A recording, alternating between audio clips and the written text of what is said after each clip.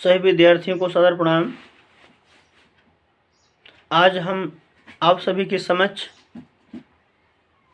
कक्षा 10 विषय हिंदी खंड काव्य हिंदी के प्रथम पाठ पद के तीसरे पद्यांश का संदर्भ, प्रसंग, व्याख्या और काव्यगत सौंदर्य के बारे में जानेंगे। तो सभी विद्यार्थियों से मैं अनुरोध करता हूँ, अगर आप घर में बैठ के पढ़ रहे हैं तो आप लोग कृपया अपनी हिंदी वाली किताब निकाल लीजिए। हिंदी वाली किताब निकाल के हिंदी खंड काव्य का प्रथम लेसन, प्रथम पाठ पद को खोलिए और उसका तीसरा पैसेज आप लोग देखिए। मैं साथ में पढ़ता चल रहा हूँ, साथ में आप लोग भी पढ़िए और समझिए ध्यान से। पाठ को ध्यान से सुनिए। जो पाठ पैसेज दिया गया नंबर तीसरा पैसेज, ये बहुत ही इम्पोर्टेंट है, परीक्षा की दृष्टि से बहुत ही महत्वपूर्ण है और लगभग हर वर्ष परीक्षा में पूछा भी जाता है। तो चलिए शुरू करते हैं।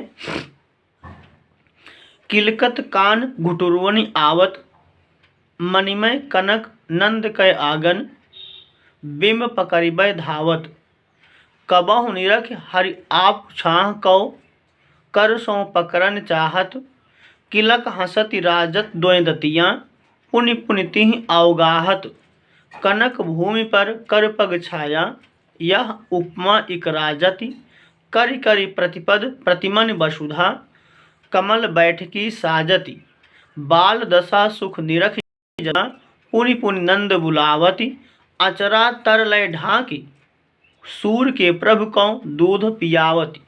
फिर से बार देखिए।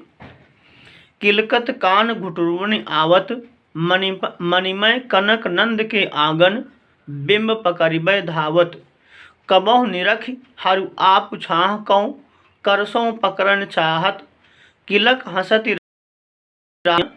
पुनि पुनि तिहि अवगाहत, कनक भूमि पर कर पग छाया, यह उपमा इक राजति, करि करि प्रतिपदि प्रतिमन वसुधा, कमल बैठकी साजति, बाल दशा सुख निरख जसोदा, पुनि पुनि नंद बुलावती, अचरा तरलय ढाकी, सूर्य के प्रभु कौ दूध पियावत। ये पैसेज जो पद्यांश दिया गया है, ये परीक्षा की दृष्टि से मैंने बताया बहुत ही इम्पोर्टेंट है। इस पर आप लोग विशेष फोकस कीजिएगा, विशेष ध्यान दीजिएगा। तो इसका आप लोग संदर्भ लिखेंगे। प्रस्तुत पद्यांश हमारी पाठ्य पुस्तक हिंदी खंड काव्य के पद नामक शीर्षक से या पद नामक पाठ से लिया गया है। इसके रचयिता हिंदी के प्रसिद्ध कवि सूरदास जी हैं। फिर से बार सुनिए आप लोग। संदर्भ प्रस्तुत पद्यांश हमारी पाठ्य पुस्तक हिंदी खंड काव्य के पद नामक पाठ से या पद नामक शीर्षक से लिया गया है। इसके रचयिता हिंदी के प्रसिद्ध कवि सूरदास जी हैं। एग्जाम में आप लोग संदर्भ को लिखते समय पाठ का नाम और जो लेखक का नाम है, कवि का नाम है, उसके नीचे ब्लैक पेंसिल से अंडरलाइन कर देंगे ताकि एग्जामिनर का ध्यान उस पर तुरंत ही जाए। तो प्रसंग आप लोग आगे देखिए। प्रसंग लिखेंगे आप लोग, इस पैसेज का प्रसंग लिखेंगे। प्रस्तुत पद्यांश में सूरदास जी ने मणियुक्त आंगन में घुटनों के बल चलते हुए बालक कृष्ण की शोभा का वर्णन किया है। फिर से बार सुनिए। प्रस्तुत पद्यांश में सूरदास जी ने मणियुक्त आंगन में घुटनों के बल चलते हुए बालक श्री कृष्ण की शोभा का वर्णन किया है। अब व्याख्या करते हैं। व्याख्या करने से पहले आप लोग, अगर आपके पास पेंसिल है या पेन है, तो जो कठिन शब्द हैं उनके नीचे अंडरलाइन कर लीजिए। अगर उनमें से कोई मीनिंग मैं आपको जो बोल रहा हूँ मिलता है तो उसको आप बगल में लिख लीजिए, याद कर लीजिएगा। वैसे मणिमय मीन्स होता है मणि से युक्त, मणि मीन्स मणि से युक्त। कनक मीन्स होता है सोना, कनक मीन्स क्या होता है? सोना। बिंब मीन्स होता है परछाई, बिंब मीन्स परछाई। पकड़िबै मीन्स पकड़ना। किलक मीन्स खिलखिलाना। राजत मीन्स सुशोभित होना। दतिया मीन्स छोटे छोटे दांत। और पुनि पुनि मीन्स होता है बार बार। अवगाहत मीन्स दिखलाना। राजति मीन्स सजाना, शोभा देना। निरख मीन्स निहारना। आचरा मीन्स आंचल। और तर मीन्स होता है नीचे। तो जो कठिन शब्द होते हैं उनके नीचे आप लोग अंडरलाइन कर लीजिए। अंडरलाइन करने के बाद उसका माने समझ लीजिए, उसकी मीनिंग को समझ लीजिए। इससे आपको व्याख्या करने में बहुत आसानी हो जाएगी। जो एक प्रकार का मन में होता है मैं व्याख्या कैसे करूं, वो डर, एक प्रकार का भय डर जो होता है वो दूर हो जाता है फिर। चलिए तो व्याख्या शुरू करते हैं आप लोग। देखिए पहली लाइन दिया है, किलकत कान घुटुरवनि आवत। प्रस्तुत पद्यांश में सूरदास जी ने श्री कृष्ण की बालों का वर्णन करते हुए कहते हैं, इतना आपको लिखना पड़ेगा। प्रस्तुत पद्यांश में सूरदास जी ने बालक श्री कृष्ण की बाल लीलाओं का वर्णन करते हुए कहते हैं। फिर से, प्रस्तुत पद्यांश में सूरदास जी श्री कृष्ण की बाल लीलाओं का वर्णन करते हुए कहते हैं। अब क्या कहते हैं लिखना आगे। किलकत कान घुटुरवनि आवत, कहते हैं कि बालक श्री कृष्ण किलकारी मारते हुए घुटनों के बल चल रहे हैं। घुटुरवनि में घुटनों के बल। किलकत कान घुटुरवनि आवत, बालक श्री कृष्ण जी किलकारी मारते हुए घुटनों के बल चल रहे हैं। ये पहली लाइन का अर्थ हो गया। फिर से बार देखते हैं, किलकत कान घुटुरवनि आवत, बालक श्री कृष्ण जी किलकारी मारते हुए घुटनों के बल चल रहे हैं। अब दूसरी लाइन देखिए आप लोग, मणिमय कनक नंद के आंगन, नंद द्वारा बनवाए गए मड़ियों से युक्त आंगन में। फिर से देखिए, मणिमय में मड़ियों से युक्त, मणिमय कनक नंद के आंगन, नंद जी के द्वारा बनवाए गए मड़ियों से युक्त आंगन में क्या होता है, बिंब पकड़िबै धावत, श्री कृष्ण जी परछाई को पकड़ने के लिए धावत दौड़ते हैं। बिंब पकड़िबै धावत, श्री कृष्ण जी परछाई को पकड़ने के लिए दौड़ते हैं। फिर से दूसरी लाइन कर देखिए, मणिमय कनक नंद के आंगन, नंद जी के द्वारा बनवाए गए मड़ियों से युक्त आंगन में बिंब पकड़िबै धावत, श्री कृष्ण परछाई को पकड़ने के लिए दौड़ते हैं। धावत में दौड़ते हैं। तीसरी लाइन है, कबहु निरख हरि आप छाह कौं,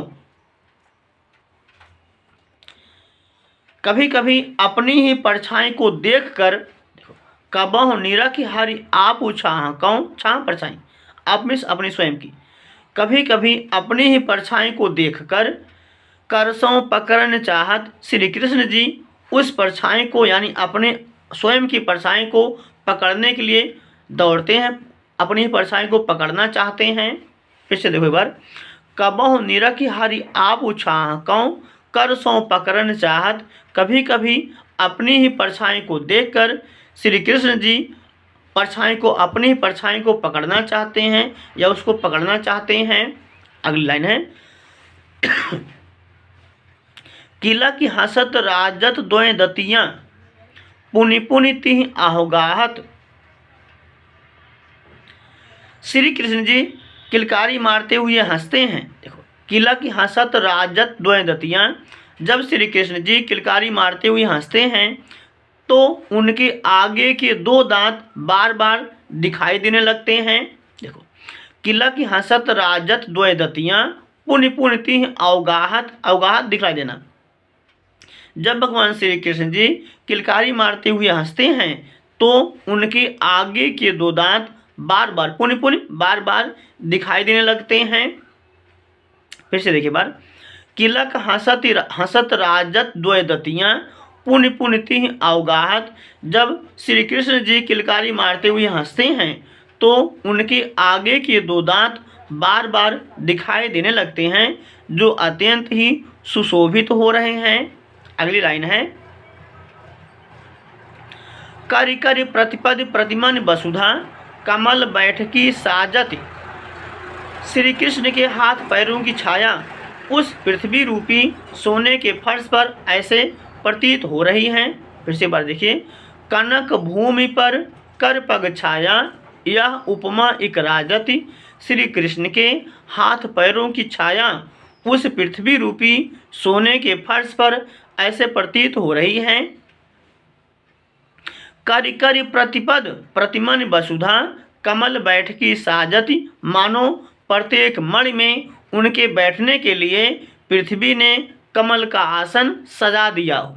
फिर से बार देखिए, कनक भूमि पर कर पग छाया, यह उपमा एक राजति श्री कृष्ण के हाथ पैरों की छाया उस पृथ्वी रूपी सोने के फर्श पर ऐसी प्रतीत हो रही है। करि करि प्रतिपद प्रतिमन वसुधा कमल बैठ की साजत, मानो प्रत्येक मणि में उनके बैठने के लिए पृथ्वी ने कमल का आसन सजा दिया हो। बाल दशा सुख निरख जसोदा, पुण्य पुण्य नंद बुलावत। श्री कृष्ण की बाल लीलाओं को देखकर माता यशोदा बहुत आनंदित होती हैं और पुण्य पुण्य नंद बुलावत और बार बार बाबा नंद को बुलाती हैं। फिर से देखिए, बाल दशा सुख निरख जसोदा, माता यशोदा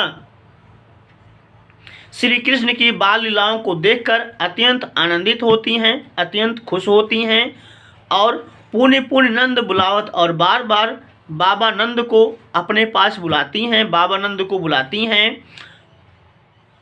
आचरा तरलय ढांकी सूर के प्रभु को दूध पियावती।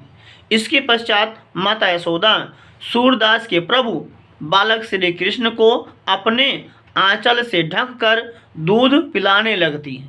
फिर से देखिए अंतिम लाइन, आचरा तरलय ढांकी सूर के प्रभु को दूध पियावती। उसके पश्चात माता यशोदा सूरदास के प्रभु बालक श्री कृष्ण को अपने आंचल से ढककर दूध पिलाने लगती हैं। अब आपको लिखना है काव्यगत सौंदर्य। काव्यगत सौंदर्य में लिखेंगे आप लोग, भाषा ब्रज है, शैली मुक्तक है, गुण प्रसाद और माधुर्य है, रस वात्सल्य रस है, छंद गेय पद है, शब्द शक्ति लक्षणा। इतना लिखेंगे। अगर आपको ये व्याख्या संदर्भ प्रसंग व्याख्या जो मैंने आपको पढ़ाया समझ में आया हो तो कृपया इसे लाइक करें और शेयर जरूर कर दें। बहुत बहुत धन्यवाद।